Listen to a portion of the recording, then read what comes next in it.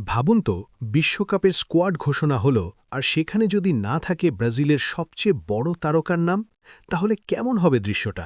হ্যাঁ, কথা বলছি নেইমারকে নিয়ে। ইনজুরি, বয়স আর ফর্ম নিয়ে প্রশ্ন উঠছে ঠিকই, কিন্তু তাকে ছাড়া কি সত্যি পূর্ণশক্তির দল নামাতে পারবে ব্রাজিল ন্যাশনাল ফুটবল টিম?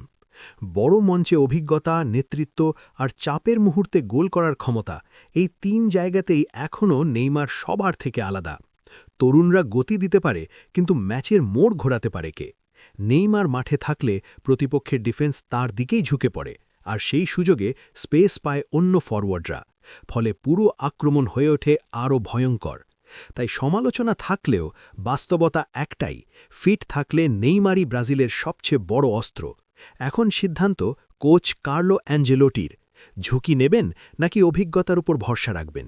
তবে একটা কথা নিশ্চিত, নেইমার থাকলে ব্রাজিলের বিশ্বকাপ স্বপ্নটা আরও উজ্জ্বল, আর না থাকলে থেকেই যাবে বড় একটা শূন্যতা।